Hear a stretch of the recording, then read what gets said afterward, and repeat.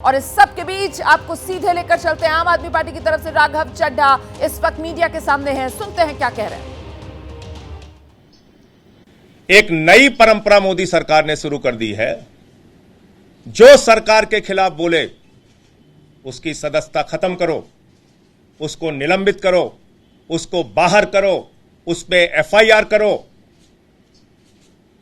तो सीधे सीधे तानाशाही घोषित कर दो। क्यों लोकतंत्र का ड्रामा पीट रहे हो? और दुनिया की सबसे बड़ी अफवाह कंपनी भारतीय जनता पार्टी के गृह मंत्री ने कितना बड़ा झूठ बोला, और जिस झूठ के चक्कर में, माफ कीजिएगा, आप लोग भी कई बार फंस जाते हैं। क्या कह रहे हैं देश के गृह मंत्री देश के सदन में? फर्जीवाड़ा हो गया, सिग्नेचर गलत हो गया, सिग्नेचर कहां से आया, सिग्नेचर किसने कराया। अरे भैया, देश के तुम दूसरे नंबर के मंत्री हो, इतना सामान्य ज्ञान तो सदन की कार्रवाई के बारे में रखो। सेलेक्ट कमेटी में किसी भी सदस्य के द्वारा किसी भी सदस्य का नाम प्रस्तावित किया जा सकता है, उसके किसी सिग्नेचर की जरूरत नहीं होती। कहां से कानून लेके आए गृह मंत्री जी आप? आपका मकसद है राहुल गांधी की तरह राघव चड्ढा की सदस्यता को खत्म करना। एकमात्र मकसद है। जैसे राहुल गांधी की सदस्यता आपने खत्म करी, ऐसे राघव चड्ढा की सदस्यता आप खत्म करना चाहते हैं। लेकिन हम लोग अरविंद केजरीवाल के सिपाही हैं, हम लोग आम आदमी पार्टी के सिपाही हैं। हर हाल में तुमसे लड़ना जानते हैं, जीतना जानते हैं, और हम लड़ेंगे। और किसी तरीके से अगर आपने हथकंडे अपनाकर राघव चड्ढा की सदस्यता खत्म की तो दोबारा चुन के आ जाएंगे। तो इसलिए झूठ और अफवाह मत फैलाइए। कोई भी सदस्य किसी का भी नाम प्रस्तावित कर सकता है। बाकी और विस्तार से नियमों के बारे में राघव चड्ढा जी आपके सामने जानकारी देंगे।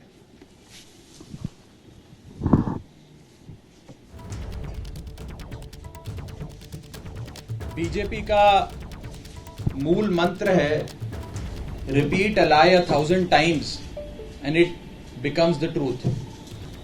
एक असत्य को, झूठ को 1000 बार बोलो और 1000 बार वो सच्चाई में तब्दील हो जाएगा। इस मंत्र के तहत मेरे खिलाफ एक दुष्प्रचार और एक प्रोपेगेंडा शुरू किया गया कि न जाने कौन सा फर्जीवाड़ा हो गया, कौन से जाली दस्तखत हो गए। एक दुष्प्रचार और एक प्रोपेगेंडा शुरू किया गया कि न जाने कौन सा फर्जीवाड़ा हो गया, कौन से जाली दस्तखत हो गए।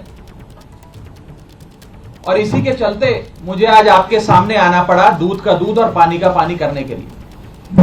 अमूमन ये देखा जाता है जब भी किसी सदस्य के खिलाफ विशेषाधिकार समिति कोई कार्रवाई शुरू करती है, यानी कि कमिटी ऑफ प्रिविलेजेस कोई प्रोसीडिंग शुरू करती है, तो वो शख्स उस पर कोई सार्वजनिक बयान नहीं देता, कोई पब्लिक स्टेटमेंट नहीं देता। लेकिन मेरे को मजबूरन आज भारतीय जनता पार्टी के झूठ का पर्दाफाश करने के लिए आपके सामने आना पड़ा, क्योंकि इतना दुष्प्रचार ये लोग कर रहे हैं। लेकिन मैं आज भी अपने बयान में ना कमिटी ऑफ प्रिविलेजेस के बारे में, ना ऑनरेबल चेयर के बारे में कोई भी बयान दूंगा। मैं सिर्फ रूल, पोजीशन और सच्चाई आपके सामने रखूंगा। पहली चीज तो यह है कि यह रूल बुक है जिसके हिसाब से राज्यसभा चलती है।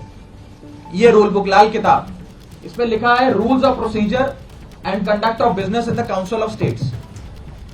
इस रूल बुक में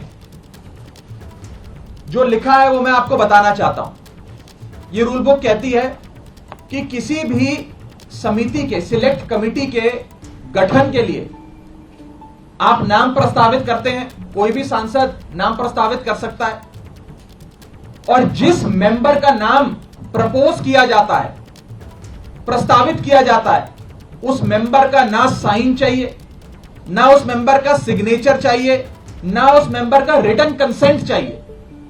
यानी कि इस रूल की किताब में कहीं नहीं लिखा कि सिलेक्ट कमिटी में किसी भी शख्स का, मेंबर का नाम देने के लिए आपको उस प्रस्तावित, प्रपोज्ड मेंबर की रिटन कंसेंट या सिग्नेचर चाहिए।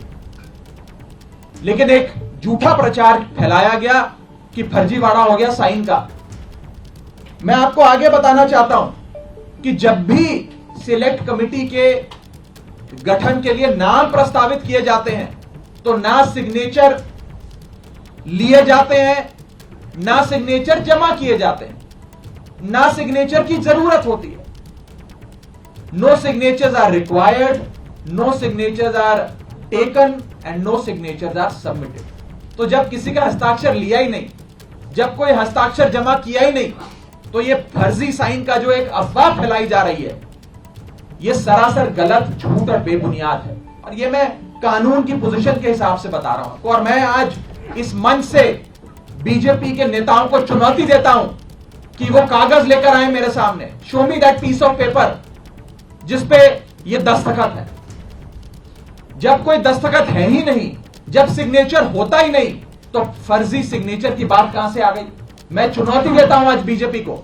आप तो इतनी बड़ी पार्टी है, इतनी शक्तिशाली, इतनी ताकतवर सरकार है आपकी, वो कागज दिखाओ मुझे जहां पर हस्ताक्षर है। चुनौती देता हूं मैं आपको। अगर आप कह रहे हैं मैंने कोई कागज जमा किया है जिसमें गलत तरीके से किसी के साइन किए गए हैं, तो वो कागज लेकर आओ, मैं आपको चुनौती देता हूं आज। साथियों, मैं आपको आगे बताना चाहूंगा कि बीजेपी के अज्ञान का, उनके इग्नोरेंस का तो मेरे पास कोई इलाज नहीं है, लेकिन प्रोसेस ये होता है कि जब भी कोई विवादित कॉन्ट्रोवर्शियल बिल सदन के भीतर आता है तो एक समिति गठन की एक प्रक्रिया बताई गई है कि अगर कोई मेंबर चाहे कि इस बिल पर मतदान ना हो, इस बिल पर और चर्चा हो और इस बिल में क्या चेंजेस किए जाएं वो बताए जाएं, उसके लिए एक समिति का गठन किया जाए।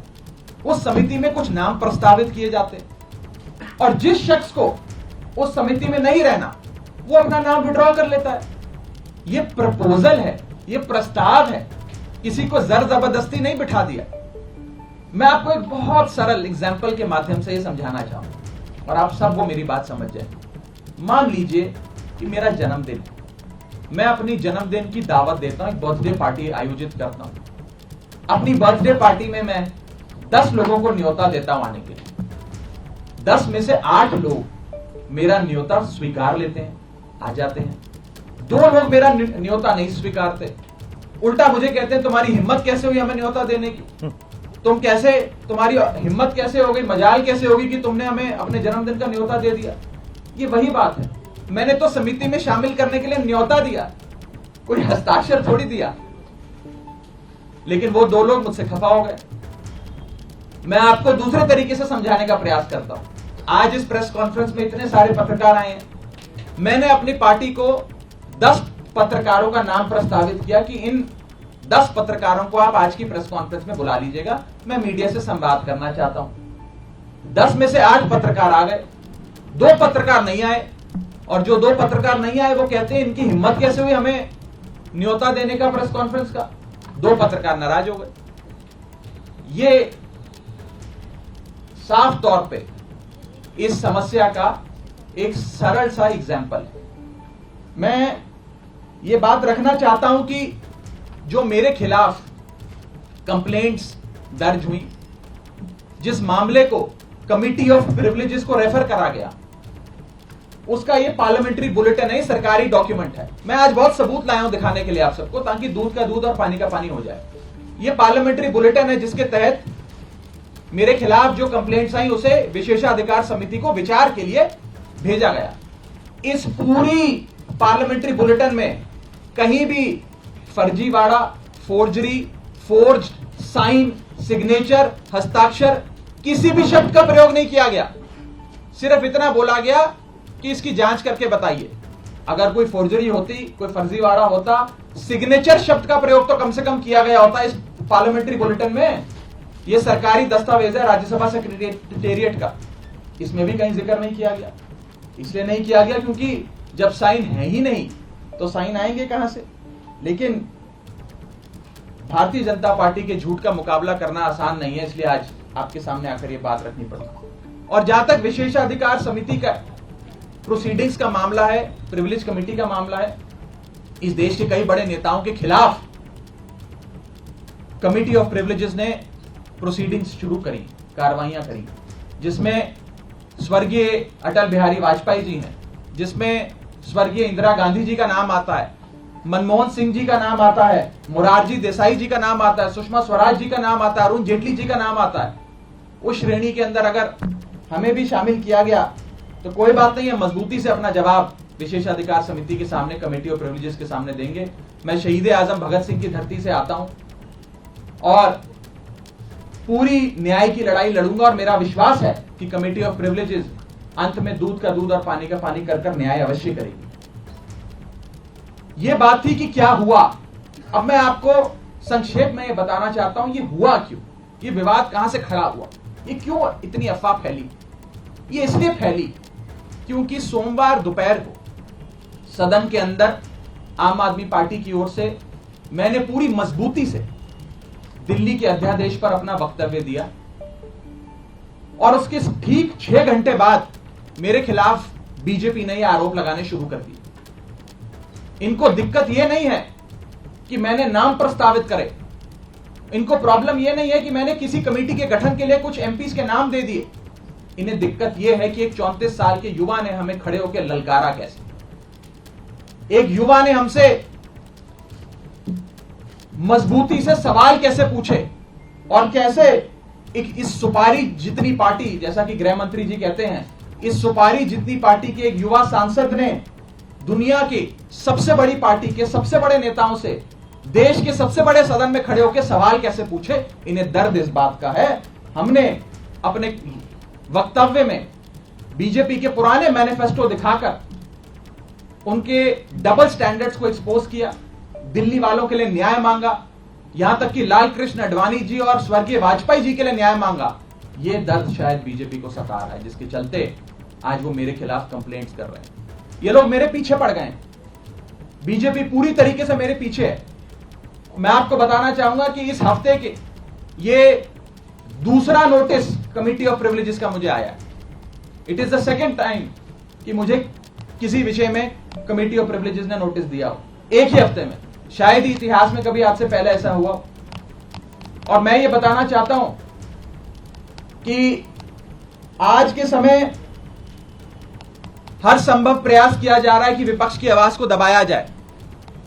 जैसे राहुल गांधी जी की मेंबरशिप छीन ली, हमारे 2 सांसद संजय सिंह जी, सुशील कुमार रिंकू जी, दोनों को सस्पेंड कर दिया। लीडर ऑफ ऑपोजिशन का माइक ऑफ किया जाता है। अगर कोई विपक्ष का साथी खड़े होकर अपनी बात रखता है तो सदन के अंदर खड़े मंत्री उन्हें धमकी देते हैं कि तुम्हारे घर इन्फोर्समेंट डायरेक्टरेट आ जाएगी, सीबीआई आ जाएगी, बैठ जाओ चुप करके। इस प्रकार से एक अघोषित आपातकाल लगाने का प्रयास बीजेपी इस देश में कर रही है और उनका यही मकसद होगा शायद कि मेरी आवाज को भी दबाया जाए। लेकिन मैं कहना चाहता हूं कि यह युवा आवाज है, अरविंद केजरीवाल की एक सिपाही की आवाज है, यह आवाज दबने वाली नहीं है।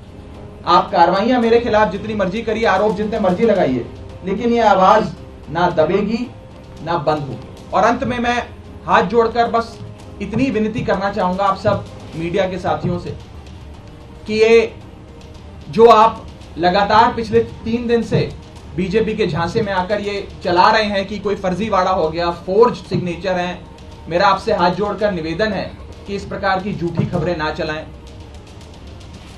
मैं आपसे कहना चाहूंगा कि आप सच दिखाएं। आप लोग इस लोकतंत्र के चौथे स्तंभ हैं। कृपया कर बीजेपी के प्रोपेगेंडा में ना फंसें।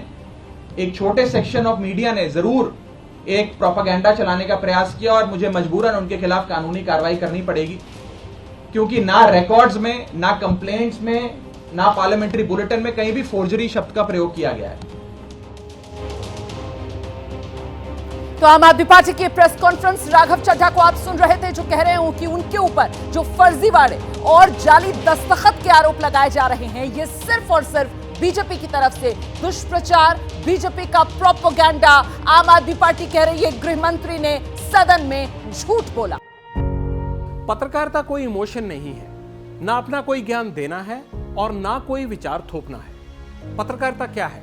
पत्रकारिता का मतलब है सही जानकारी इकट्ठा करना और तथ्य बताना। पत्रकारिता आज जितने महत्वपूर्ण दौर में है, शायद पहले नहीं थी। इस दौर से निकलने के लिए सिर्फ सच दिखाने की जरूरत है, वो सच जो आपके हित को आगे रखे। इसलिए अब रात 9 बजे प्राइम टाइम नहीं होगा, ये आपका टाइम है। जगविंदर पटियाल के साथ देखिए पब्लिक इंटरेस्ट 17 जुलाई से सोमवार से शुक्रवार रात 9 बजे सिर्फ एबीपी न्यूज पर। एबीपी न्यूज आपको रखे आगे।